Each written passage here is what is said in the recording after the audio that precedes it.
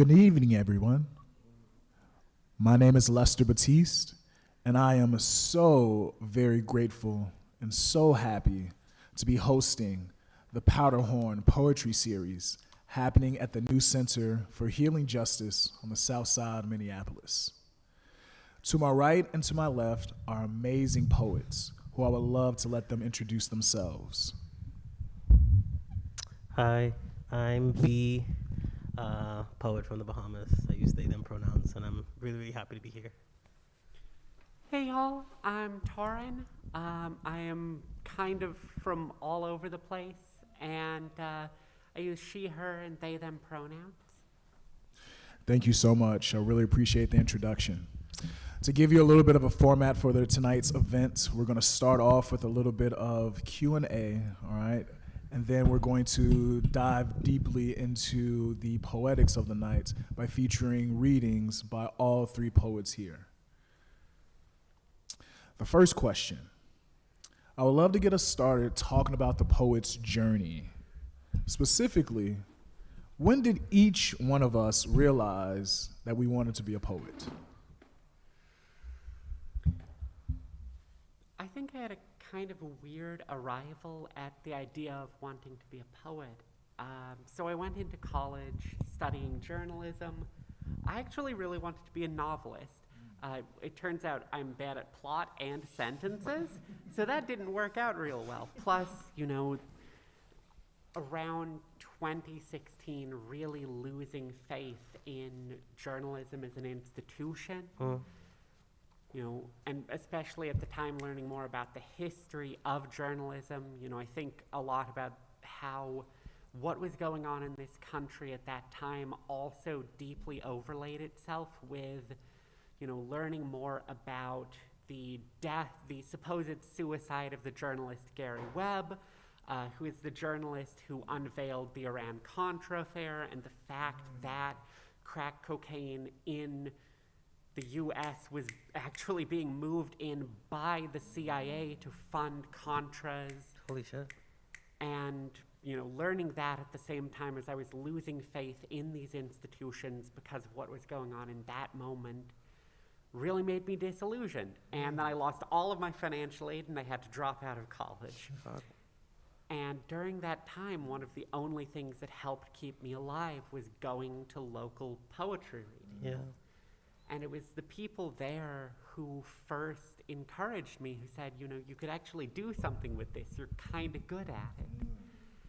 And so I kept trying, and I've managed to kind of now make it my career, the thing that pays the bills. But, it really goes back to a kind of disillusionment with the other spaces I had been, kind of shaping my life around being in. Thank you so much. Lovely answer. B? Disillusionment feels very familiar to me. I relate to that. Little faith in institutions. I relate to that too. I don't know. I kind of stumbled into poetry out of need, which is weird, I think. I don't know how to explain it any other way. I was working at the U of M in 2014 through 2018, and I was in this predicament in this country where I'm an immigrant. I was on a work visa, and I was starting to encounter why they called the H-1B or these work visas here slave visas, because you being in the country is really tied to an employer, a very specific employer, and if you lose your job, you pretty much have to leave. What that means is ultimately lots of exploitation, lots of dehumanizing treatment, and I was losing my mind quite a bit with that, and it wasn't so easy that I could just fuck this, I'm gonna go back home. I have chronic illness, and it's not really possible for me to be healthy home because of the aftermaths of colonization. We don't have access to the resources that would keep me healthy. And so I was in this really difficult place where I had to keep doing the work. I was a software developer, and I hated the work. I had to keep doing that work to stay in the country, to stay healthy, and I had no other choice. So, yeah, I was just losing my mind quite a bit, and I didn't really have a way to explain it to people. The the system of immigration and what borders do to people. It's not made legible to American citizens, and it's not made legible to people who are not who don't end up moving through that system themselves. So I felt very alone amidst the people I loved here, and I felt very ostracized. I felt very, I was just losing my mind. And I encountered on YouTube one night a poet like reading their like very slam poetry, and the way they were reading it. I guess a part of it is also I'm here in Minnesota, from the Bahamas, surrounded by whiteness and surrounded by winter, and I felt like everybody was kind of just like going along with the movements. My coworkers were like, "Yeah, I'm so excited to buy a house. I'm so excited to get married. I'm so excited to have kids," and just like it felt the way that they had so much excitement for that felt fake to me, or like manufactured or something, and I just felt empty by that. And so watching this poet on YouTube that I found one night actually made me feel like more alive. It felt honest, it felt true, it felt like maybe the truest thing I'd seen in like years. And so I just started going to poetry slams here in Minneapolis, and slowly I just like, instead of focusing on software development at work, I was writing poems so I can like read and perform it at these poetry slams. And it was the only thing that made me want to stay alive, ultimately. And then I decided I'd try to go to school for it. That's one way to stay in the country if I get a visa to go to a grad school. And yeah, the rest is history. I think I just kept writing, and it's something I feel like I have to do to stay alive at this point. Appreciate that. I think for me, would probably take it back to when I was a shorty. I used to go to, so I'm originally from Chicago, South Side, Okay, Chicago. and I used to go to a school by the name of St. Elizabeth on 41st and Wabash, which was a primarily African-American Catholic school. For those of you all who don't know, Chicago is a heavily segregated city. So for me, I grew up on the South Side with primarily black people. And so this particular institution, St. Elizabeth, they had the particular practice of speech and poetry recitations, specifically starting in 3rd, 4th, 5th, and 6th grade, kind of like that pre-middle school, right? They would have poetry and speech recitations. From 3rd through 5th, you would do poetry, and then from 5th through 8th, you would do speeches, right? And so, I don't know, I guess I originally came to poetry under the guys that I just wanted to win because I was super duper competitive. And it wasn't until I took my first poetry writing class in college, I was just like, man, this is pretty dope. And from when I was taking that poetry writing class when I was a sophomore, I guess it reconnected me to that time when I was a shorty, when I was in those poetry recitation competitions, doing those spoken words.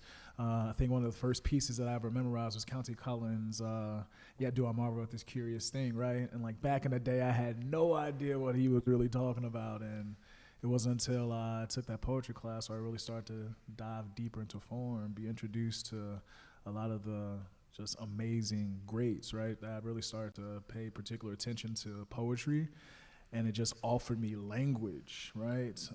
Language to name, language to articulate. And for me, that's one of the main things I love about poetry, just the power and control of language that the poet has, but at the same time, they're able to play, right? I love that balance, right? I've been dabbling into much more fiction, right, and much more longer forms, right? And I don't know, it just doesn't give you that same, I guess, freedom and space to play as poetry. I feel like when I'm creating a poem, it's like recess, right?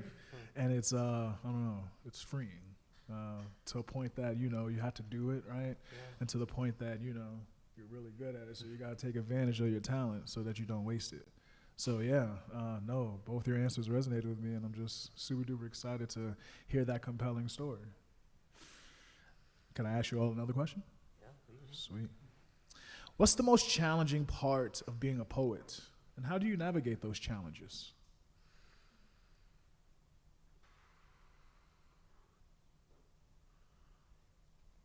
I think for me, being an African American / black person in America, and always being constantly surrounded by that whiteness, as you was referring to, B, I often second guess myself, especially in my poetry, because for me, I write a lot of poems that are for political, social, and economic change, and for like BIPOC futures, right? And I sometimes worry that, and I don't know, I'll just say it. I sometimes worry that I'm too militant, or the militancy within my poetry scares white people, or the white gays, or the folks who I'm submitting these poems to, right? And I don't know, I feel as if sometimes that hinders me in ways that is a challenge, right? But for me, I guess I strive to push through, but it's just that second guessing. I guess a little bit of that imposter syndrome, but also, I don't know, that double consciousness that W.E.B. Du Bois talked about, right? Like seeing yourself through the eyes of others, especially because the publishing industry is so heavily white. So I don't know, that's a challenge that I have.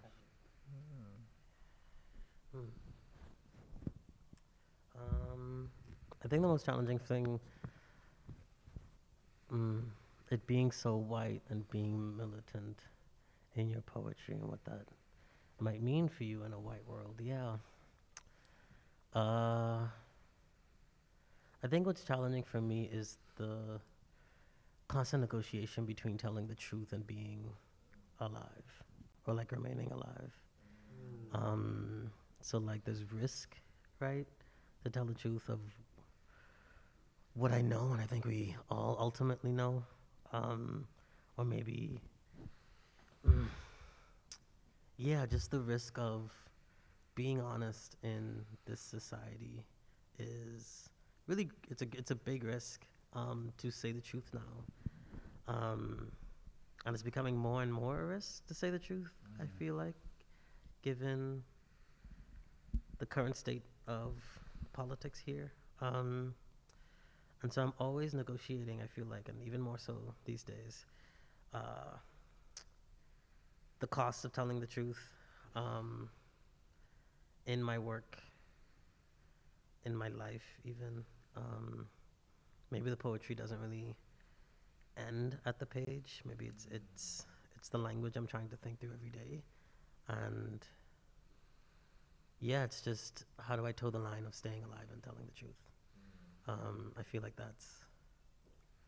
it's a really severe challenge. That, yeah, you gotta like say it slant. Shout out Emily. Right. You gotta say it without saying it. But then again, if you say a slant, like, people get to twist your words, or people get to be ignorant of it, of the thing you were saying. So yeah, I mean, this is a question of craft, right? How do you say the thing so that you're saying it without dying? I think that's the challenge.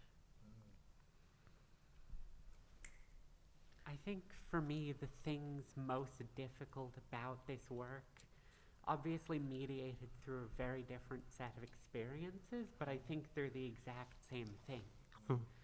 Finding a way to communicate the things I want to communicate in a way that an audience will actually listen to. Right. Particularly an audience who doesn't share my experiences and who is preconditioned, an audience that is preconditioned to not believe me when I open my mouth. To take what I say and twist it. And, I think that's still a constant navigation and negotiation. The most recent book I have that came out was a really difficult and weird project to try and approach writing about, because it is a book about sex and desire and the way that violent systems of carceral, legal, medical, and social power interrupt that love and desire and community building. And You know, it's a difficult book to write because I have to at once explain to readers how to read the poems so that they don't misunderstand, while also inviting readers in, while also sometimes checking those same readers and saying, you know, you have all these fucked up beliefs in your head, and we're going to do what we can right now here in this poem to dispel them. And it's scary because you never know if it's going to work until you've already put the work in the world. Oof, so much. Appreciate that, man. I don't know about y'all, but I'm just like, smokes, I'm blown away by these answers. Holy smokes. So, you all both touched on this idea of craft, right? So I'd love to kind of transition and talk about style and form. What's your relationship with form and poetry? Would you consider yourself a formalist? Would you consider yourself much more free verse? Speaking as you were to the idea of, you know, instructing your intentions behind your work. Could you speak about that, especially in terms of craft? I would say I am kind of a formalist, and that took me a really long time to accept. Mostly because I didn't fuck with the people who called themselves formalists. Yeah. I was like, okay, well, you're a bunch of like 75-year-old white guys who get mad when we don't use iambic pentameter. Yeah. That isn't me. And I think it took Denez Smith telling me, like, no, you're low-key kind of a formalist, for me to go like, oh shit, I guess I kind of am. And I think what it is for me that is so compelling about form is that it is impossible to write into a poetic form without writing into history. Right? If I write a sonnet, I am in conversation with every sonnet written before. And I'm also in conversation with what are the themes of a sonnet? You know? Like Elizabethan sonnet traditionally written about like courtly love, nature, death. What does it mean to write an Elizabethan sonnet about the failure of love or about lust without love? And these are things I find compelling in engaging with forms, is when you arrive to them, it's like moving into an apartment and you can see all of the signs someone used to live there. You know, the wall's a little bit of a different color from where their couch used to be. And these are the things that make poetic form feel so alive to me. I have a lot of poems that aren't formal, but I think whenever I'm stuck, I end up returning to form because it means when I walk into that room, it's not an empty room. There's someone, there is something to have a conversation with. And that's always been really beautiful to me. Amazing. That's dope. Are you a formalist? Are you freeform? Or what are your intentions Intentions. when you're crafting, right?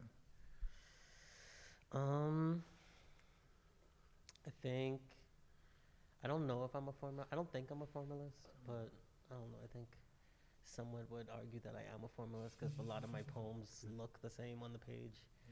I'm like, I call myself a poet. I tell myself, I consider that I'm writing poems, but I have not written poems on the page in a year. I'm not sure if I will return to writing poems on the page.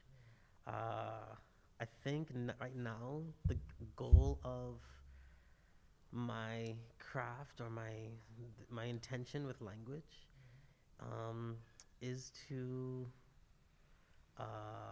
kind of expand find a way to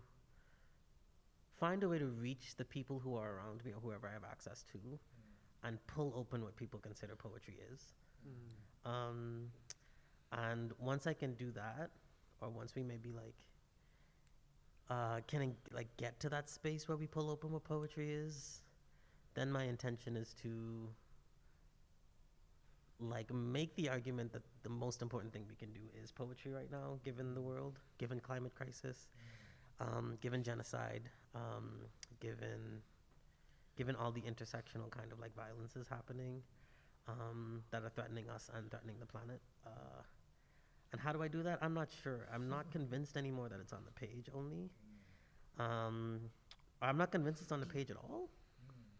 For me specifically, I feel like when I read, what I'm gonna do is I'm gonna read something that's really hybrid. Like I'm gonna not hybrid in form on the page, but hybrid in terms of what it is. Is it a reading? Is it a craft talk? Is it a political education session? I'm not sure.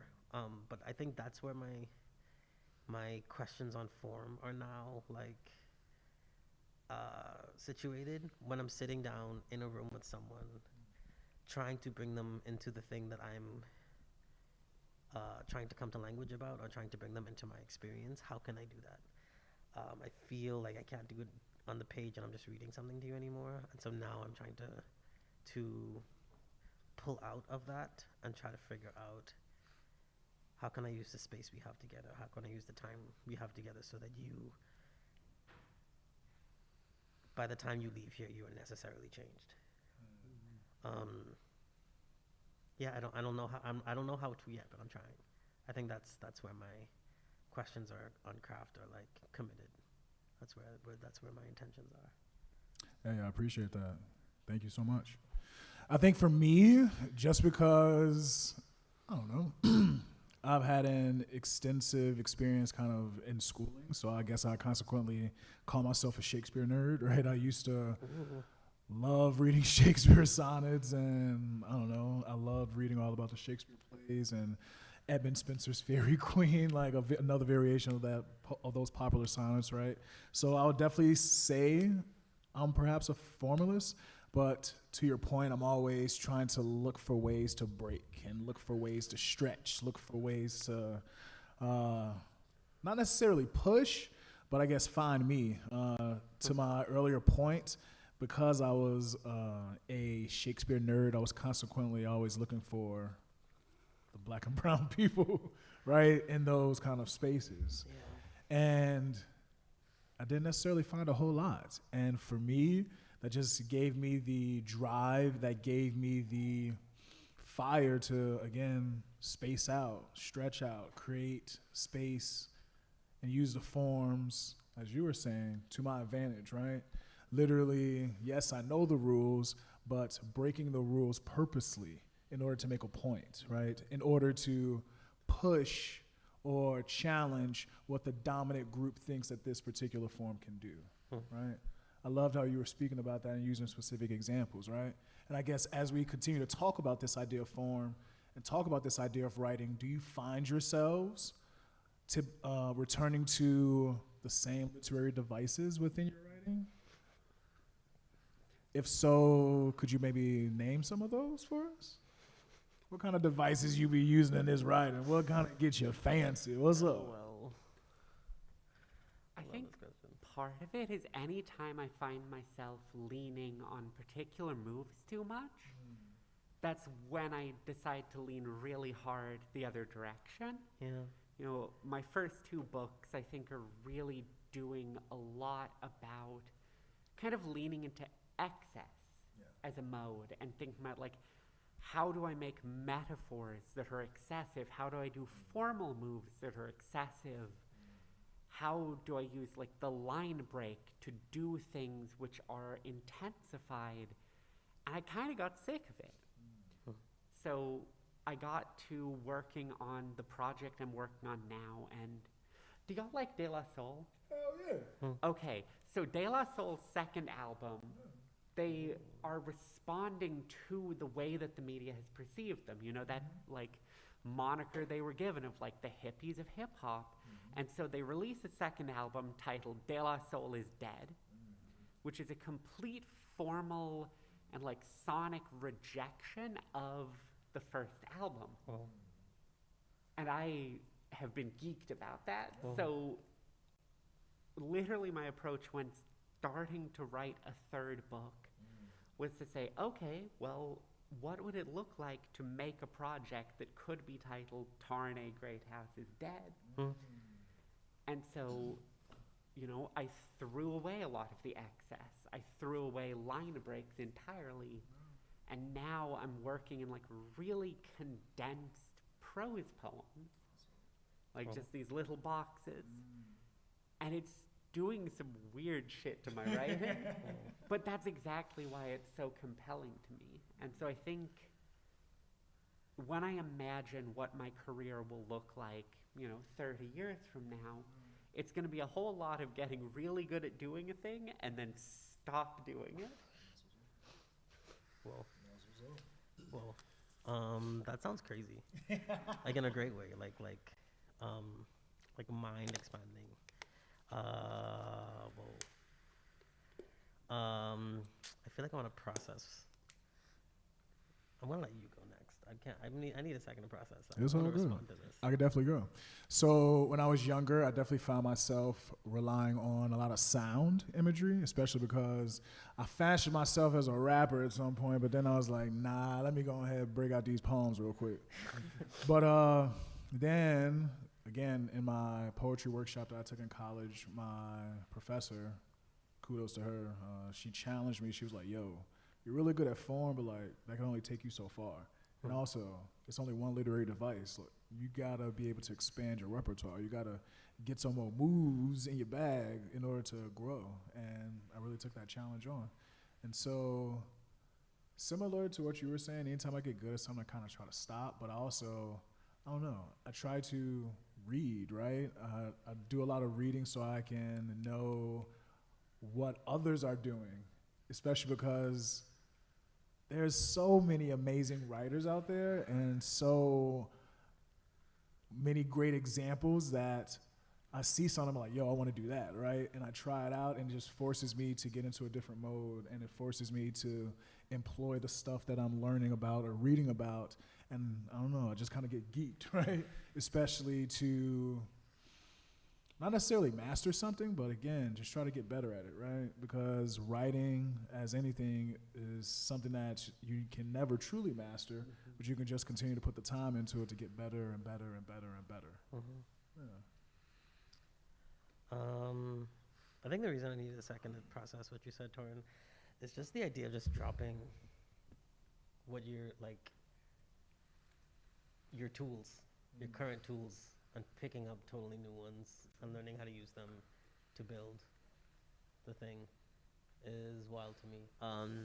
It's so far away from what I think is like possible for me right now, but I'm like, whoa. I think like devices, I use a stitchic a lot. What is it, like a single stitch, like poem, so a single like long stanza. I use that a lot, or I have used that a lot. I don't know. Will I ever write a poem again? I'm not sure. I use and so a lot. I use metaphor a lot, trying to cross the distances between like two things. And instead of like, I think I maybe go the opposite way from you, Torrin. Instead of like shifting, I think, or like instead of like dropping the tools and picking up new tools, I look at the tool and I'm like, what do you like? Who came? Like, what do you even like? What?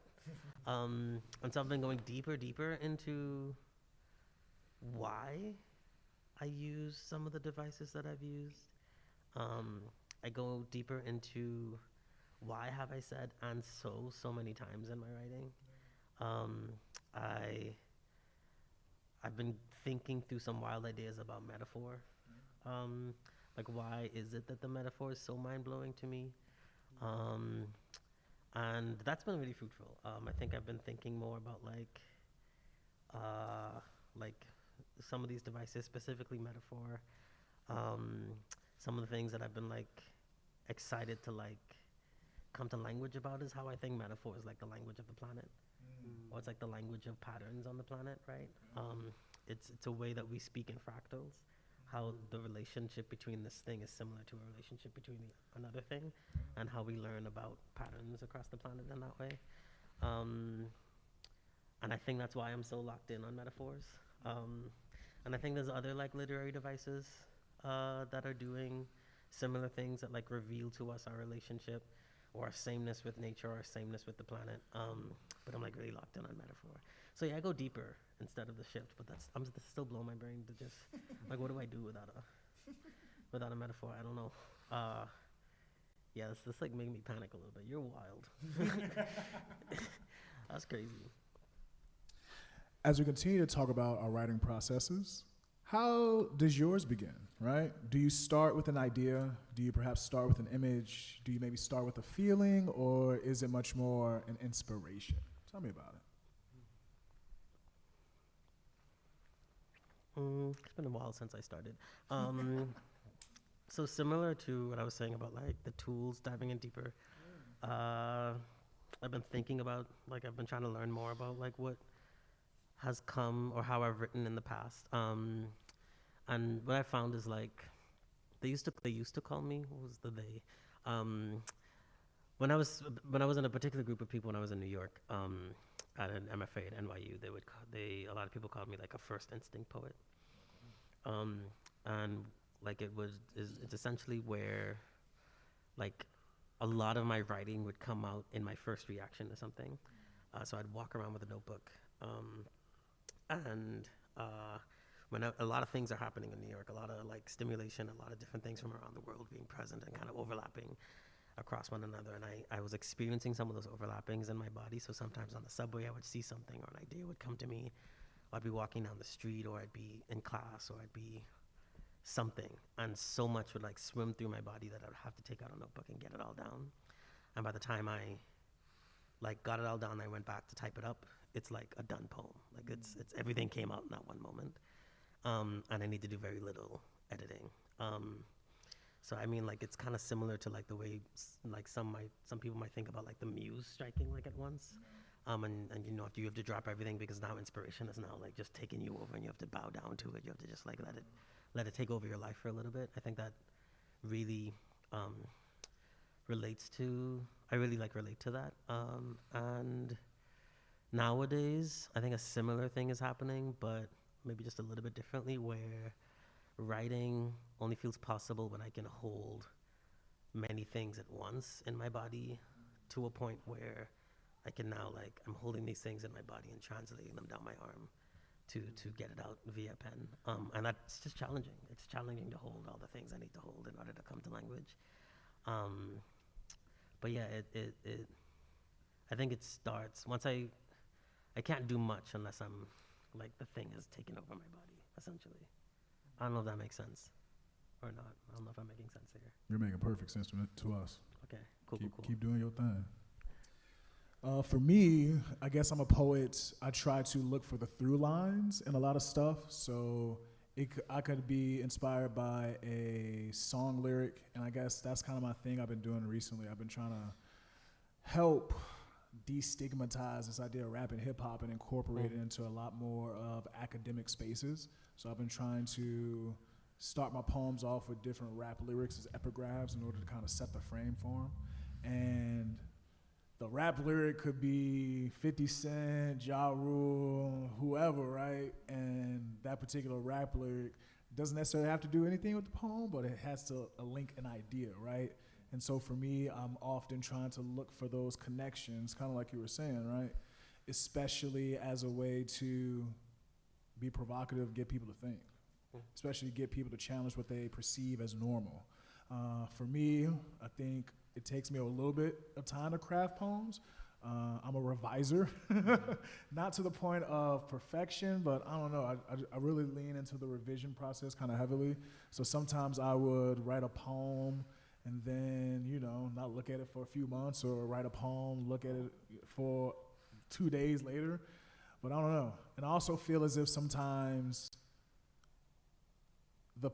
I don't know, and this is kind of something I've learned throughout my writing career, but I feel as if sometimes the writing that I often produce isn't necessarily ready for a particular moment just yet. And sometimes in life, the thing that you produced 2 years ago, after looking at it or having it sit for 2 years and having fresh eyes or fresh experiences, right, it becomes crystallized. So yeah, for me, I'm always looking for those through lines, but yeah, poems can take some time to be crafted by me, right? I think I used to be a lot more of an inspiration-driven person when it comes to my writing. Sorry, I'm realizing this is a little... There we go. But you know, I used to be the kind of person I would have to like pull over on the freeway, like on the hard shoulder to write a poem in my phone. And that really hasn't been the case for the last 4 or so years. I kind of feel like the muses have left me on red. And so I've kind of had to retool my process, and I've really become kind of a collector. I all the time am collecting thoughts. You know, I'm collecting like, oh, what's a form I want to play around with? What's a line that just popped into my head? And I put all of these in big documents each time I'm working on a project. And then I start to see the connections between these pieces. And I often kind of describe what getting to the page and writing the first draft of a poem is like for me as, you know, very akin to improvisational music. You know, like some of the first real, you know, because like I played guitar for a long time before my hands got too fucked up for me to play guitar. And the first place that I really felt like I was creating something new was in like blues improvisation. And so I am often thinking about these things I bring to the page when I start to see connections as maybe a lick I've practiced or a time signature, a key. And once I know kind of what the emotional tenor is, a few lines I want there to be in the poem, then I go through this process of trying to improvise the gaps between them. And then usually the first draft is like 30% things I already knew I wanted in the poem, and then like 70% new stuff I'm improvising on the fly. And then a lot of editing from there, because sometimes the improvising isn't very good. Appreciate those answers. Awesome. Holy smokes. I feel like I've learned so much and just been amazed by our conversation so far. I'd love to take this opportunity to shift the event to our poetry reading part. Any chance? So we didn't necessarily discuss order, but anybody feeling I don't inspired mind to going start? first. I don't mind going first. All right. Because I'm doing a little like a hybrid type of thing. Kind of want to get it over with. It's like Of course. I'm not worried about it anymore. Okay, For sure. I'm gonna use a projector. Would you like us to move or you good? No, you good. But I mean, if you want to see the thing I'm doing, you might wanna. If you wanna turn your chairs in some way, whatever way feels comfortable. Okay, let's do this thing. I think this is like maybe 18 to 20 minutes. Let's do present. Let's do present. Let's go a little bit further back. Since it's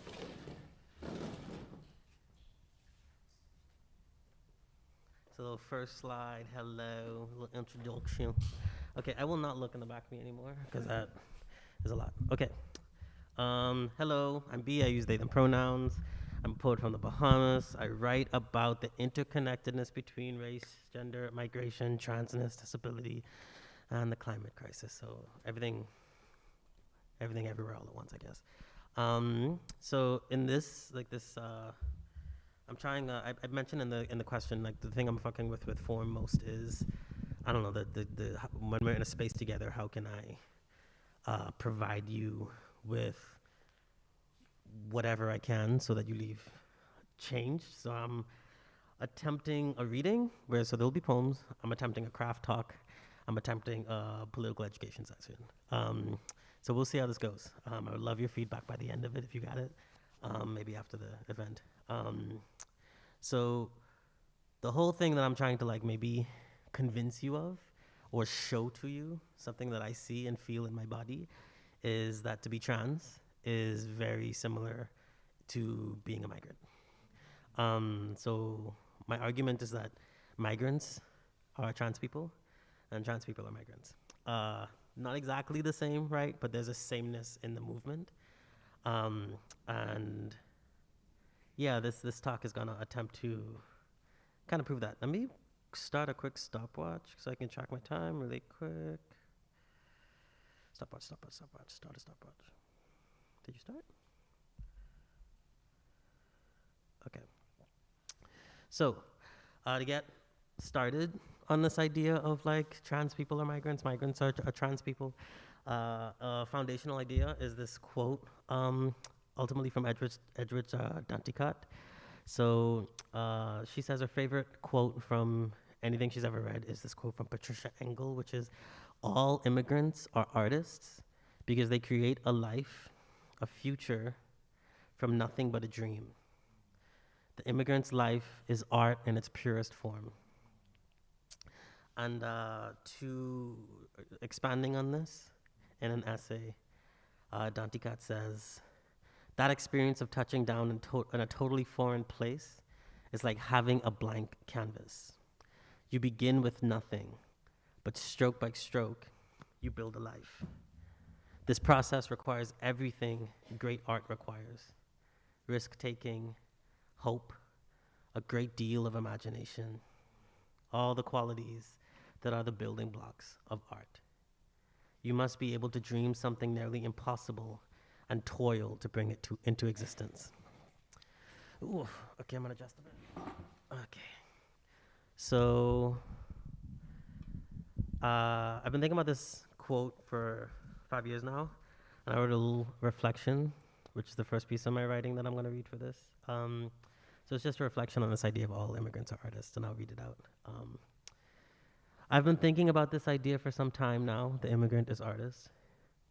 I first encountered it in 2020, around the same time that I finally got approval for a green card after being in this country for 10 physically and emotionally excruciating years.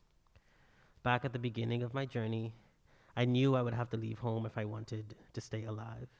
But how and to where and via what means was a question I had to answer every day. A blank canvas ahead of me. Every step I took, every decision I had the privilege to make were strokes of a pencil, paint, blood.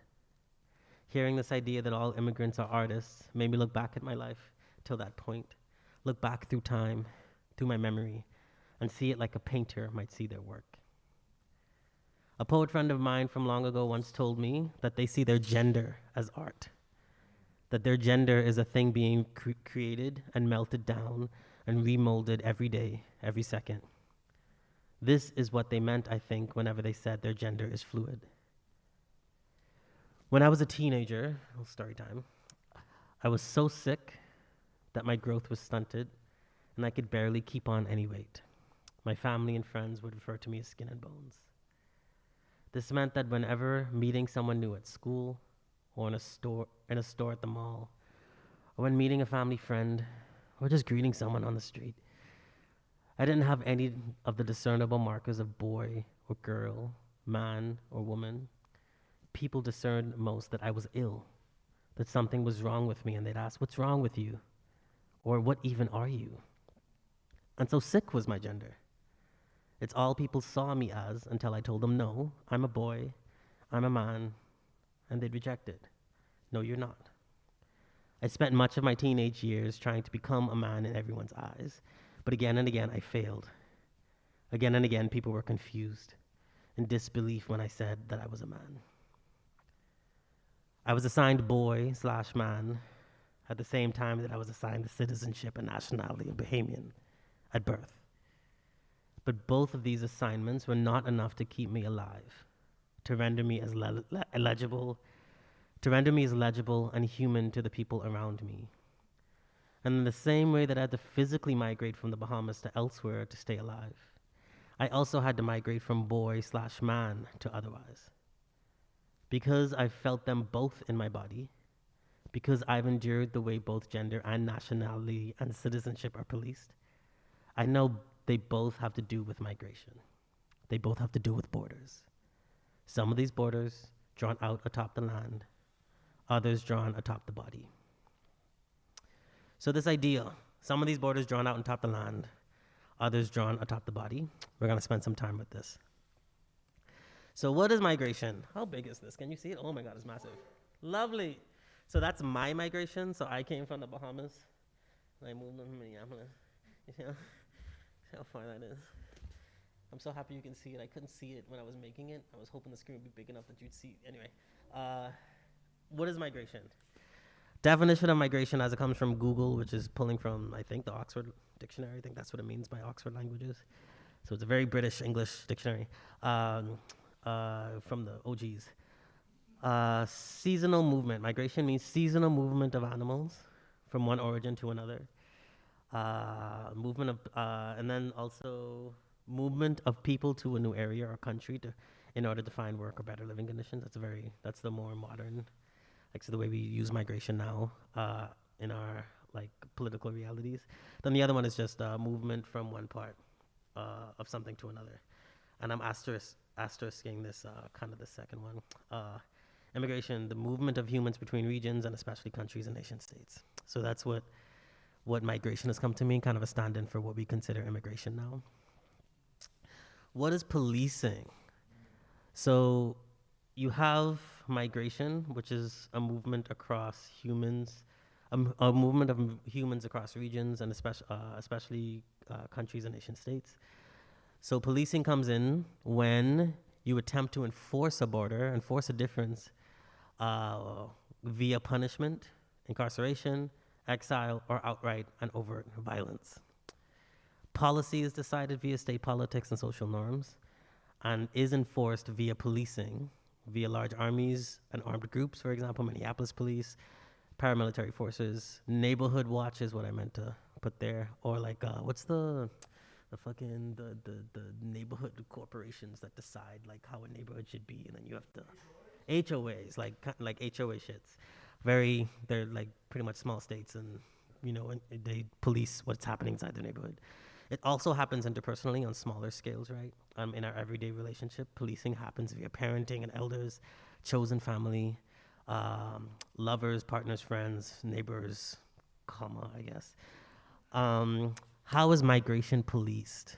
So migration is policed via, so nation-state borders are enforced, which is a policing of migration, via colonial white supremacy, nation-state politics, which is just like typically xenophobic policies, which this country is kind of rife with, outright violence, mostly men with guns commit outright violence against migrants. There's also incarceration, deportation, and exile. The social stigma and social death. So all of these are modes of policing migrants. And I'm gonna read a poem about migration. So I didn't have enough time to put this one on the slides. How are we doing on time? Oh, we're doing so good on time. Can I zoom? Thank you. Okay, so I'm gonna read this poem specifically about migration, escaping the policing of migration, that is rooted in all of the ways like Black folks have migrated across the planet. And more specifically, like just thinking about Black migration from the South to the North and the kind of like sibling migrations that have happened alongside that. So this is called Energy. By planes and trains, by locomotives, by automobiles, by way of Georgia, by way of land now called Mississippi, called Alabama, Tennessee, via roads and train tracks, via newly made paths that weaved through fields of cotton and poppies, by foot, by gallop, by quiet of nighttime, by promise of dawn, by shadowed runways with the company of runaways, beneath the shapes of hawks and swallows and blackbirds and warblers, buntings, starlings, and geese, with empty pockets, empty hands, with nary a piece of luggage, with the bed of a pickup packed tight with everything or nearly everything, or a paltry fraction of nearly everything, with no IDs, no food, just a name, a meeting place, a foggy guarantee, by few, by hundred, by a few 100,000, and by water, of course, by water, by schooner, by dinghy, by canoe, by ship, by sailboat, by freighter, by way of Trinidad, Barbados, St. Lucia, by way of Bahamas and Jamaica and Haiti, by countless departures and fewer arrivals, by way of danger, by way of courage, by way of metal, across many a lake and manners of ponds, by seas and by way of the ocean, by way of the Atlantic and its gateway between what the world was and what it's come to now, by misfortune, by bad intentions, by trust and luck, and by no other option. We fled places named by violence and made it to other places named by violence. Made it to Minneapolis, Detroit, and Indianapolis, Chicago, and Pittsburgh, and Brooklyn, by way of the Hudson, by way of the East River, inside which, once upon a time, the Dutch and English dropped their anchors and forced their cargo to disembark.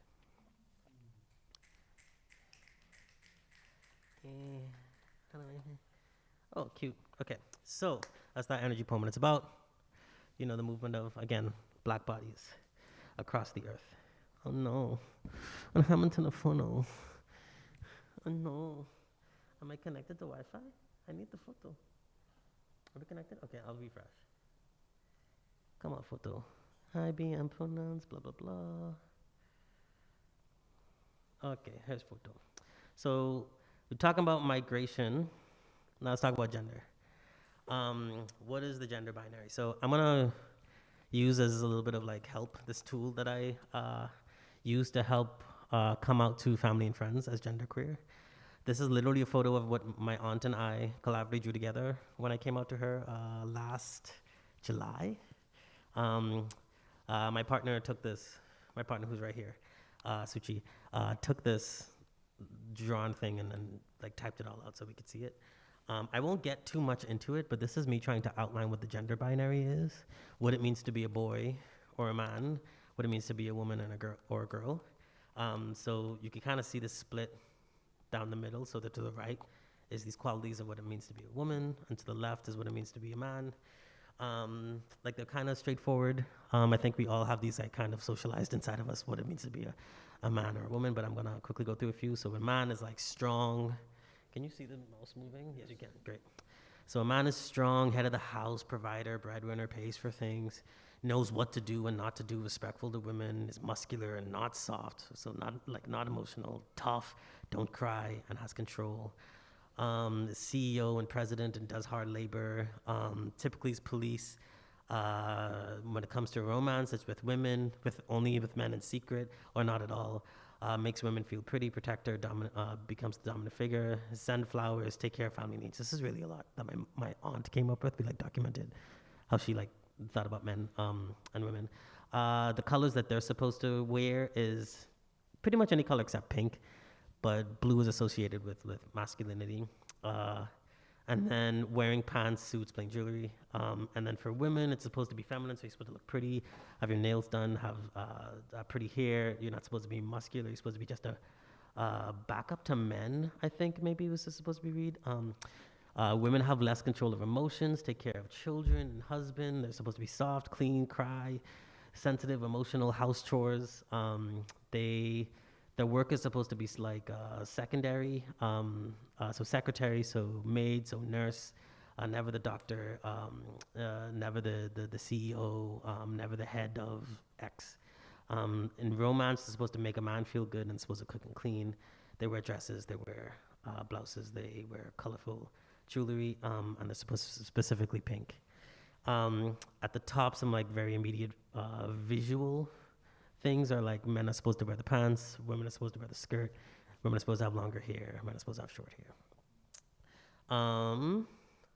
So that's typically the gender binary, but there's movement across the gender binary, which is given to us by like queer people. It's also given to us by like history. So like across history, women have begun stepping into like roles reserved for men. Less frequently or less allowed, more policed is men stepping into roles reserved for women. So I just drew some like arrows here to kind of like indicate a little bit of movement. This is a work in progress. There's going to be more arrows, but this is all I could have done before the talk. But this is a movement across the gender binary. It's possible to move across it, right? So I'm going to read a poem about that, what it means to move across the gender binary, or to just drop it entirely. So this poem is called Curse Breaker. Oh, damn, we're so close. 15 minutes. Okay, cool. I have like 5 minutes. Cursebreaker. Deer again today, just the back end this time. The small tuft of a tail atop its hind legs, leaping above a bush of sage. For I'd startled it as I began my walk, my descent into this line of trees and streams to, finally, a clearing where all manners of bees and flies, starlings and cattails and deer were playing their individual parts, tending to the land with their mouths, their hooves, their kin, and their decay. But it was only the deer that fled as I began lowering my human grief into the field.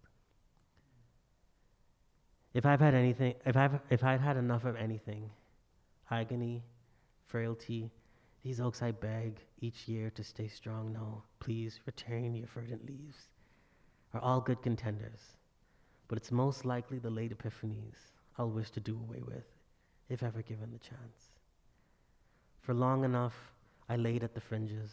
Sure, I was who I was, a man, though sometimes I would catch a glimpse of some secret, pretty trinkets, two-toned jewels of a prophecy startled away and sealed off. I'm tempted to refer to eras before as wasted time. Death flung in the foreground and behind me also, always closing. There's only so much time I have, so why have I been a man this long? Made my attempts at it, when I could have been otherwise.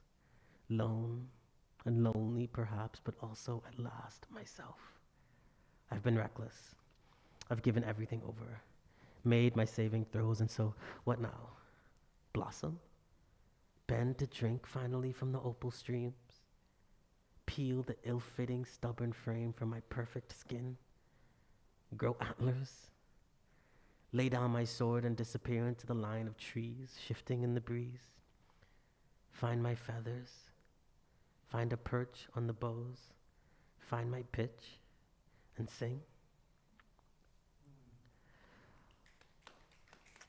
So last step of this is thinking about, we talked about migration, movement of humans across the earth. Now we're talking about the gender binaries, movement of humans across the gender binary. And now we're going to think about the way the gender binary is policed. So there's a border here between what it means to be a man or a boy and what it means to be a woman or a girl. And you're not supposed to have these movements typically in traditional gender formats, but a lot, like again, those movements are happening. But this border, if there is a border, that then a border, I can't remember who's the, maybe I should put this in the slide.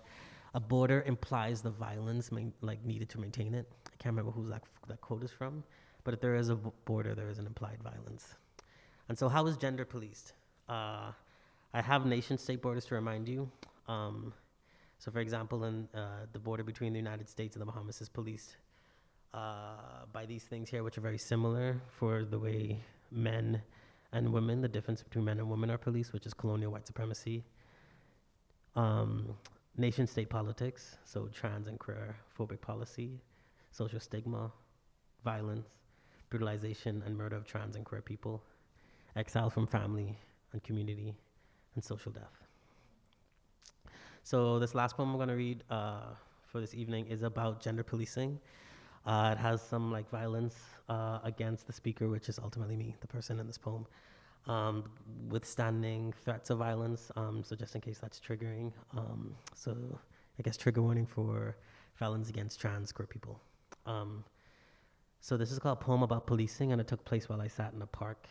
And this poem recounts my emotional, spiritual movement through what happened. Poem about policing. Gunshots for all the batty boys, sings the man with dreads who was smiling just a second ago. A wide, unlonely smile as he approached me. Giddy, I'd call it from my distance, because my dreads are on lush and on point today, and threaded with jewels that make me think of my mother, and two pendants that came from two separate women I once called lovers. And I'm wearing pants as pink and as soft as the final flourish of a sunset. And so I reason the man must have been giddy, because he felt whatever warmth supposedly pulls up from the lower parts of the body and blots out some of the loneliness in a man's brain whenever he sees an attractive woman who looks from afar like a moon in the daytime after a too long and moonless night. But then he got close enough to see the beard, to see my weary eyes, the clumsiness, the sharp corners of my body that our minds have come to understand as mannish. And he must have thought this was a bait and switch, a trick I played on him. Or else to pull myself into a world where I'm not in danger. I told myself maybe he could see, closer up, that my face looks like the face of an old abusive lover, or a person he wishes he could still share a meal with, but because of the world he can never again. Or maybe my face looks too much like his own, and he's not yet reconciled with his own sadness, with what people who were supposed to love him have allowed him to become. And so now he's in a kind of grief. I tell myself this is why he frowned.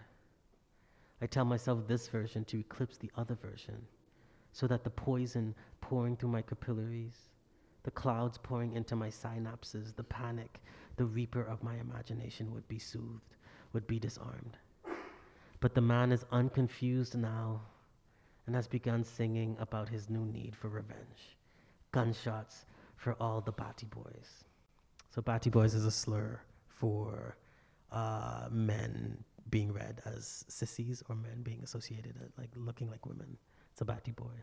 Gunshots for all the Batty boys. And the man is circling me now, a bleached white hawk, wings wide open, watching me and waiting, I think, for an opening. And so the poison seeps deeper and takes hold across time. I feel it later on a crowded B-48 when the man in the sleeveless shirt has no option but to sit next to me and first looks me down lengthwise, and his eyebrow raising sounds like a gun's hammer gathering its energy. I feel the poison pulse and burst while a cousin and I have an impossible debate about the rights of queer people. And before I can tell him that the wind between my legs and a dress reminds me of when we chased one another through our backyards, he blurts in rage that men in dresses should be shot in the head. The man is still circling and singing a song that he knows is a pill of cyanide. And I listen without making it seem like I'm listening. I watch him circle without looking at him for my safety, yes, and also because there is a robin circling too, bouncing, twisting its head and listening with its feet, looking for a worm, a meal in the fine details of the soil beneath the grass, which I haven't been able to mention until now, is green as all fuck.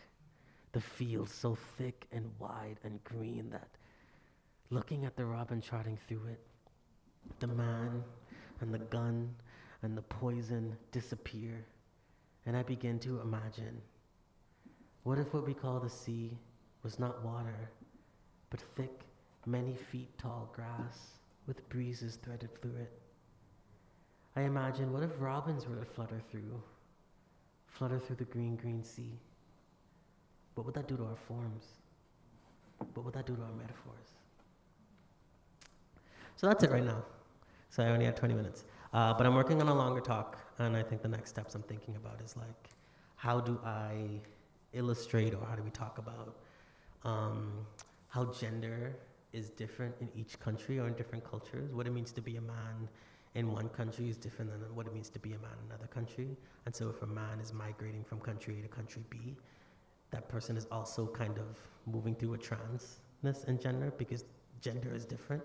So there's a movement in gender conformity, right? Because the conformity means something different for you. So there's transformation happening, there's shifting happening, and then tying that more into like, or making that connection to what it means to be trans, what it means to be migrant, kind of like closer together, and finding more poems or writing more poems that illustrate this connection. Thank you for coming to this craft talk. And that's all I got.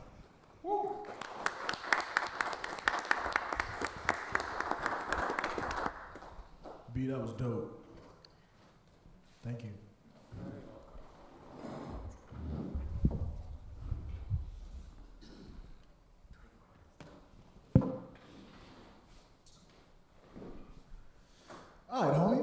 So I'm up. Again, my name is Lester Batiste, and I'll just be reading a few poems for you. This first poem is entitled Black Antiques, and it actually starts off with an epigraph. Quote, "The deaths caused by COVID-19 have reduced overall life expectancy by 1.13 years, according to the analysis by researchers at the University of California and Princeton University. The reduction in life expectancy is estimated to be even greater among racial and ethnic minorities. Life expectancy is estimated to fall by 2.10 years among blacks and 3.05 years among Latinos.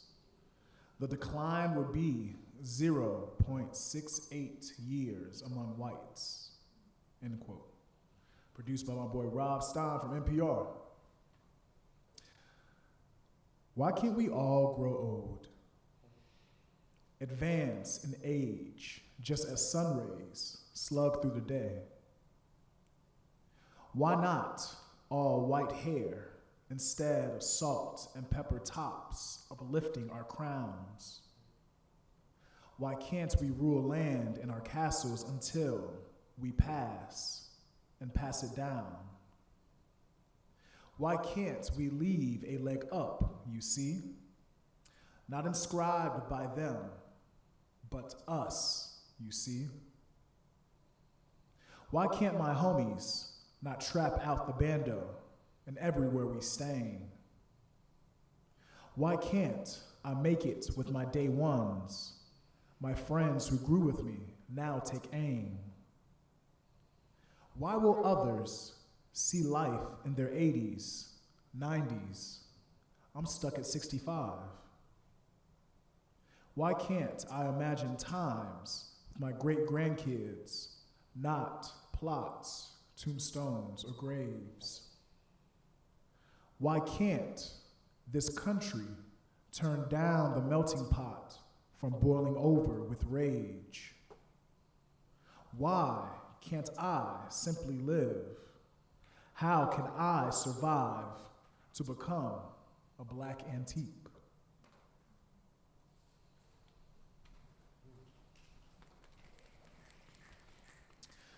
This next poem is entitled Black Antiques Part 2, and this also has an epigraph to it. This epigraph comes from the rap hip-hop group Earth Gang, and it's from their song American Horror Story. Quote, "Kids on the block stay getting killed. When will it stop? When will it end? I mean, for real, real, real. Really, for real, real, real." I was on Cub Northside the other day, buying salted butter, Pepto-Bismol, and some birthday candles to brandish atop a brown buttercream crown growing out of yellow cake. Now today is my 31st birthday, and instead of buying 31 mix-match candles like my angel used to do, I decided to be juvenile and go with the 2.5-inch white waxed red outline 3 and 1. As the items jerked, then stilled on the ashy conveyor belt, as hands pushing toward and pulling tickets through automated handrails in the Red Line Terminal on 95th Street, the cashew-colored queen, ringing, dinging, weighing, and scanning items, asked when I arrived at the register, "You have a 13-year-old at home? You get them something nice for their birthday or what?" To her surprise, I replied, "Not at all, miss. I just turned 31 today, and I'm buying myself some candles since my mom can't send her no more after going on to glory." 31? Man, that's old. You about the same age as my stepdaddy. He only 33, she said with a beaming smile on her mahogany face as she poked fun at me. I replied, 33? Sheesh. That ain't long at all to be on this earth. You know, Jesus was crucified when he was 33. That's crazy that you consider 31 old. Wonder why? Jesus who? Nah, I'm playing. But it's crazy how y'all still think you young. I'm only 17, She smirked, like kids do when they know they are provoking. I'm the real young one. I got the rest of my life to look forward to. You know we peak when we get to be 18 or 19. Ain't got nothing to look forward to except wrinkles and arthritis. You know you old. My stepdaddy old. My grandma old. She just turned 52. My mama 36, so you know she a fossil cause her hair all the way gray. Yeah, 30 is not the new 20. In that moment, in checkout line number 16, crowded with people buying steaks for intimate dinners, avocados for toast, whole milk, diapers, flowers, and other perishable items, that my life, this black life, and this sweet, bronze-faced girl with bantu knots and beads, that our lives are perceived not to grow old like the trees towering in the Lost 40 of Minnesota. Why is this auburn-skinned scholar so nearsighted about her future, our future, a future that so many of us can't see past our 20s to where our grandkids will double dutch, or where our great-grandchildren will step to cut a rug, rich as ancestors that started the 24th dynasty of Egyptian pharaohs. And the irony is that we do it to ourselves.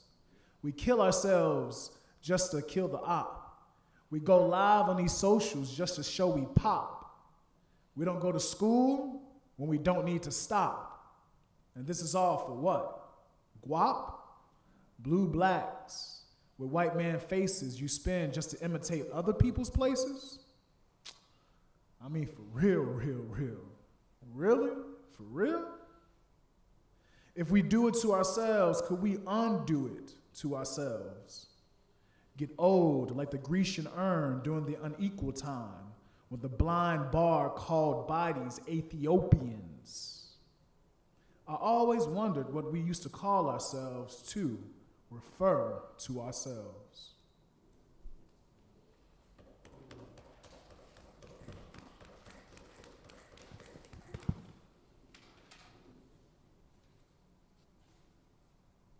I'll read one more. This last poem is entitled, After the Virus, Royalty Came Back to Rule the Land. Sitting here at the dining room table, sun bouncing and shifting through the curtains, with sleep still left in the panes, wide eyes gaze at Farview Park. Some do-ragged, some hoodied, sagging pants with creaseless Jordans, kings and queens spring and splash on a half court. A white tee hucks a half-moon chuck from behind the arc. Dreads dance and dangle as another jumps towards the block. The brightness of his shirt and dampness of his sweat is pronounced in the crowning sun. Weighted blue jeans jerk high, then sink low in the height of their leaps. Another king touches down victorious as the ball ricochets through the peach ring. A queen reaches for the rebound and blasts back. Can't believe that weak ass shit went in. At that second, a mosh pit with no hits, grips, or fists clenched commences. Hands hoist up, beltless back pockets back into place. They rejoice like other marginalized bodies waiting to scream Mazel Tov. But they yell, Kobe, Curry, or bang bang, with the crane of contorted wrists left broken. The commotion of black bodies simply enjoying. Stop some more royalty cruising 3 to a bike. One tank top toddler atop handlebars as his big sister handles the pedaling, and their corn-rolled cousin projects directions, calling out cars as they ride across Lindale Avenue North. A new game starts.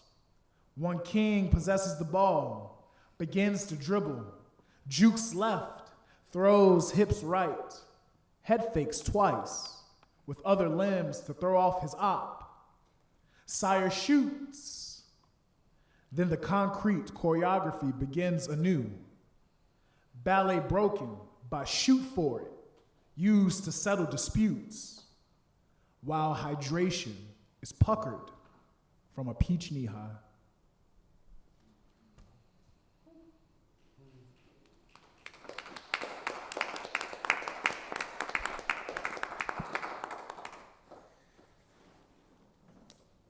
All right, I'm just gonna kind of meander through some poems. I know I don't often take the opportunity to read from this book and read poems I don't read often, so I'm gonna read a few of those. The title of this first poem, sorry, I should move this back over here. The title of this first poem is in Latin and means vanity of all vanities. Vanitas vanitatum. The aesthetics of come are also its politics. Bradley Trumfeller. I was called a pansy before I was ever called a faggot, flowered child, wilted wrist. The Bradford pear is a deciduous tree common throughout North America. It blossoms in early spring, branches bursting into 5-petaled pale white flowers. It is an invasive species that covers half the country. Seeds spread on the wind, not unlike disease. Some scientists have even described its spread as an epidemic. The trees are best known for their smell when they bloom. I remember the spring air, thick and familiar, scent of semen bitter in my mouth. Perhaps the cum shot is a vanity, liquid flower crown. And aren't there also people who would call my lust invasive, an epidemic? 1930, the Hays Code enforced a strict set of moral guidelines on American film. Most notably, if someone within the film performs an immoral act, they must be punished on screen. I wonder which of my body's verbs might be deemed immoral. The first time I held a boy on my tongue, I held him like a petal. In Rebel Without a Cause, Plato, a queer-coded teen enamored with the protagonist, is shot by police. He dies holding a gun with no bullets inside. Sometimes I forget that to be is also a verb.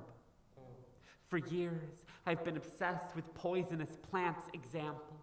Every part of the foxglove is deadly, though most of all the root.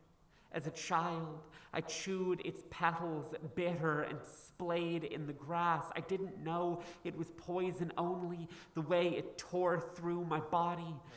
22 years later, Salmoneo, the actor who portrayed Plato, was stabbed to death in West Hollywood. Sometimes I dream of a world without metaphor. The first time, decades later, I saw another queer person on screen, I watched him die. Watched a straight man act out the trial where he fought for a job lost because of his desire and the virus that would end his life. Every time a lover comes inside me, I feel fear pulse, a poison in my chest. Yes, I am ashamed of this. Flowers. When that first boy asked me how his cum tasted, I said, it tastes like flowers. Sometimes I think straight people only want to read poems about faggots fucking if there's the risk of someone dying in the end. Sin and its suitable punishment, Hays Code's ugly ghost, How many ways can I metaphor semen into something with sharper edges? Digitalis, cracked thermometer, cut onions, bitter milk. Is the cum shot a memento mori? I refuse to perish where the poem ends. There's a joke here about tiny deaths, but I'm not going to tell it. I just want to be fucked like I'll live forever.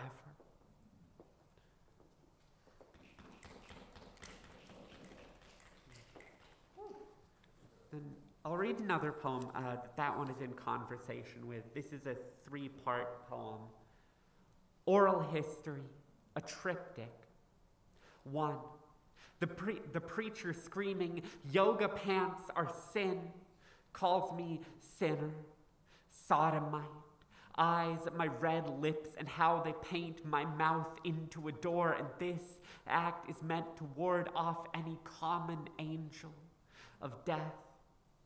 But I have swallowed so many bodies, felt them die on the tip of my tongue. I want to confess to him about the man twice my age, how he looked like an angel, wings of sweat staining pale suede, how I lined my throat with his cock like silk, how cum spilled over in the thin light and looked like quicksilver, poison I would have gladly swallowed, and this is how I paid the rent. I want to hear him call me faggot, whore, call my body a city raised for sin, and I will remind him that that city burned for refusing solace, locked doors splitting into crimson flames back then. Each morning, I painted my lips red and left them gaping on their hinges and named this salvation. 2. A broken litany.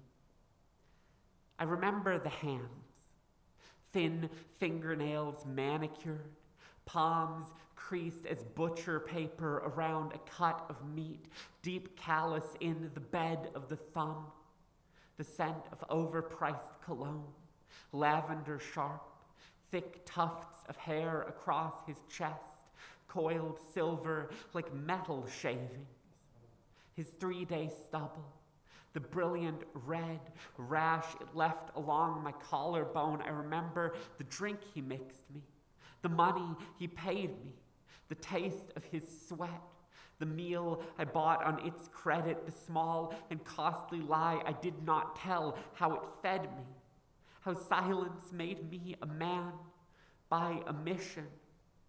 I remember his teeth, the surgical kind of straight, his seed, how it pooled like mercury on his stomach in the dim blue light and rivered down his thighs. I wish I didn't remember the discovery. Years later, his diagnosis, and that I did not share it. Wish I could forget his name, how his grinder read, thick, cut, and clean. I don't want to call this memory dirty. But I once filled my mouth with this virus's name and was taught that it belonged to a vulgar blood. I can't rid myself of the memory. The preacher on campus screaming, his picket sign that read, "Disease begets disease." I wish I could forget the first time I was taught to call this desire illness, told I could be cured.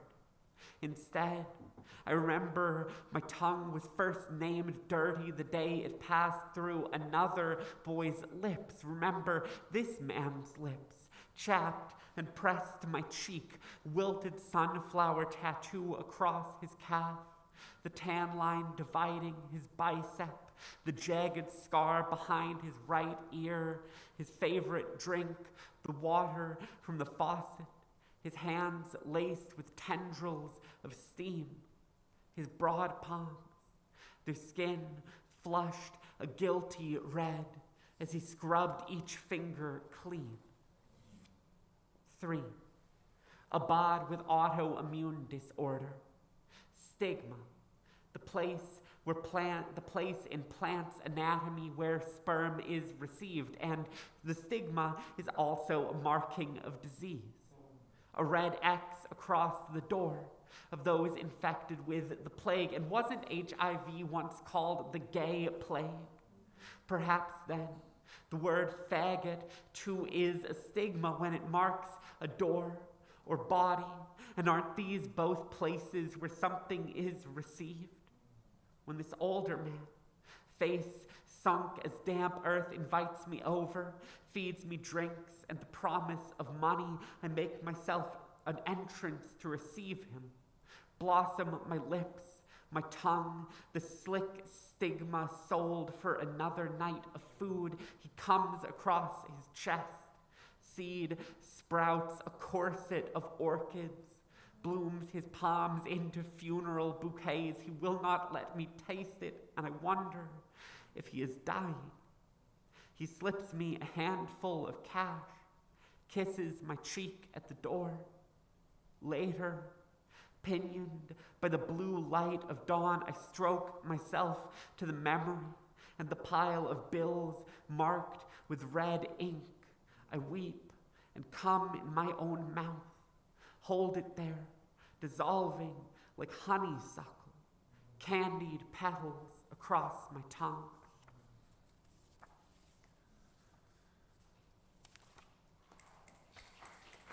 All right, I'm going to read two shorter ones from the book, and then I'm going to read y'all a new poem that I wrote earlier today, because I've been trying to get back into the habit of reading new work.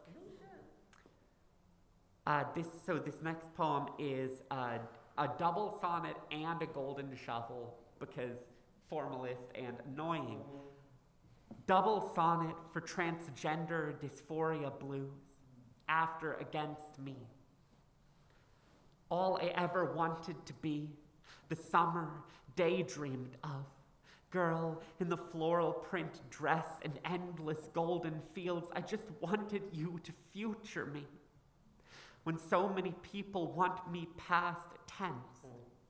I know I can't convince them I deserve survival, a future to grow up into. I know that they can't see a girl's body beneath this dress, but you zip me in, like gently dressing a wound. Like I highlight my cheeks, paint my lips so they will mistake me for what I am. First, the dazzle, and not the jagged scruff each morning erased. Woman, and not the other name given before I was ever named girl. How do you survive the body that you've been given? Boy's a name I barely got through alive. Was called a son, but said no, till I wasn't a daughter either. Called cunt in the street. There's no language I'm safe inside of. I wear a pin that says, not your nice girl, and men still try to claim this strut is bait for their animal lust. Laugh and show all their teeth. My mother tells me you've made yourself a target. Thinks I've got a death wish. I don't tell her how the word no buries girls like me. How often our hips are read as invitations. I just want to speak and have no one notice how I shake.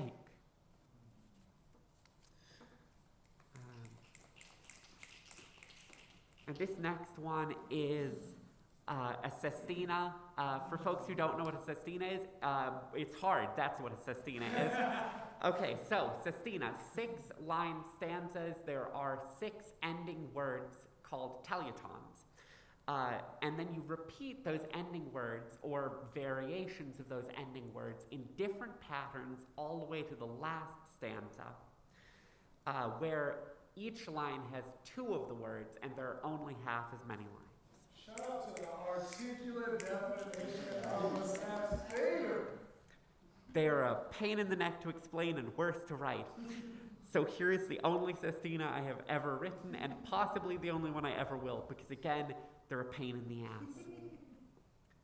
It's blood that makes men hard.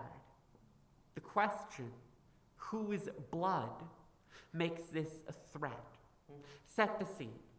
First act. Men catcall me daily. Even behind a mask, I'm raw meat. Something to soften, beat, until the blood throbs inside of them. No, I won't let this be the answer. No man's lust is dangerous enough to stitch a thread of fear through my blood. It's comical, the way that these men act. One messages me, says he wants to beat, despite his profile which reads mask for mask. Gay men sometimes treat trans girls no better than any common straggart. They beatify us till they don't. I'm always a saint or a threat, always more fetish than traction. My body's edges bleed like ink, like skin, beadwork of rubies, dry blood, a necklace of rusty pearls. The night masks a man who follows me and Gideon for blocks, shouts slurs. We act like we can't hear. The street is busy, but no one helps. Every day is another threat. This violence comes on cue, on beat. A man beats off to me, tells me to slit my wrists, to drain my blood in the bathroom sink, my beauty. A threat to the sugar glass of his masculinity. Men like him, I know, desire me in the dark, in public, react as if their hunger doesn't exist at all. It's an act they play out, beat by beating. I'd be lying if I said no man ever battered out my blood to prove himself razor straight. Tired masquerade that's always threatening collapse. I won't act my part, won't spill my blood for a poem beat. Tableau, audiences, mascara streaming. This is not a poem, it's a cut thread.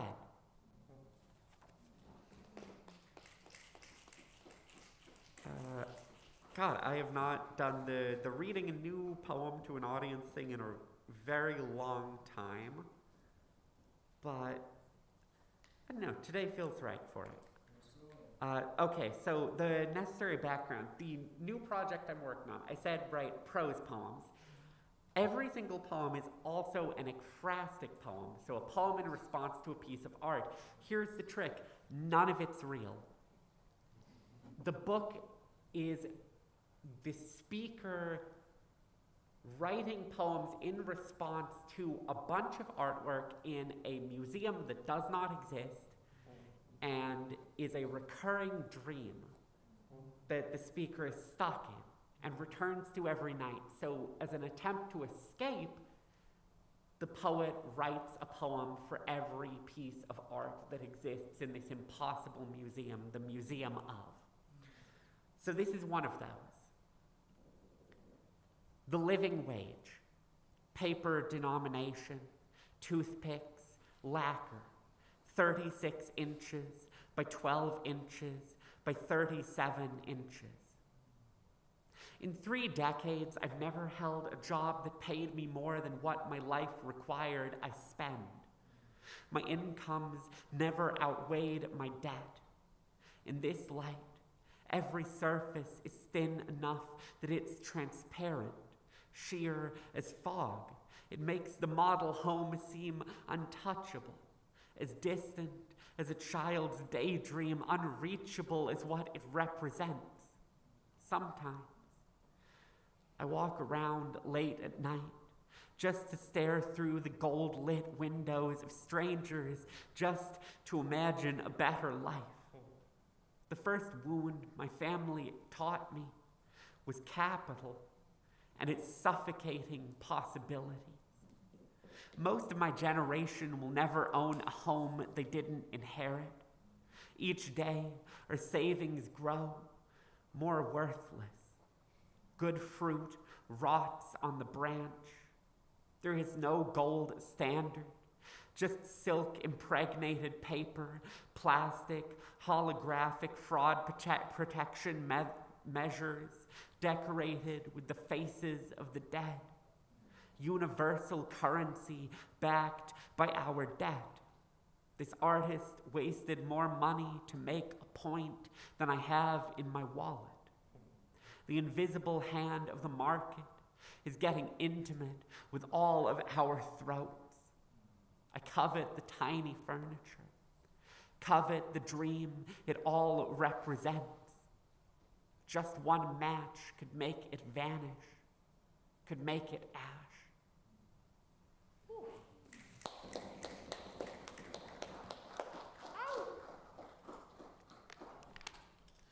Man, I don't know about y'all, but holy smokes, did we just hear some bars up here? Please, let's give a round of applause for all our readers. Woo! Thank y'all so much for rocking with us tonight. We had a conversation about craft, we read some poems, and I think that we're coming to the end of our event. To properly send you all off, I would love to give everyone an opportunity to just shout out to the audience how they can keep in contact with you, follow you on social media, or perhaps a website that you have that you would love to kind of plug right now. I don't know, social media, I guess. I don't know. Honestly, I don't know if I'm trying to be trackable, so we'll see. But you can catch me on social media, Project Nard. But yeah, I might not be there or not. We'll see. Shit's dangerous out here. Real dangerous. Surveillance silly is real. It's That's true. all I feel. It's getting weird. It's getting real weird. You can find me on Instagram, LABatiste_, so that's LABATISTE. I'm also that on Twitter, but to B's point, I'm not sure how much longer I'm going to be on these socials because it's easy to track you. And I'm hopefully coming out with a writer's website this summer. So yeah, I'll keep you all aware because again, I'm definitely trying to migrate somewhere else and, I don't know, create my own space. Yeah. I have a very uncommon name, Torrin Greathouse. If you Google it, I am every single... Woo! I'm like the first 10 pages of Google. Google me. I love that. I don't think there's been another living person ever with this name. So we nailed it. Homies, thank you all so much for coming. This has been lovely. I've had an amazing time up here. And yo, hopefully you all have a safe travel back. Peace.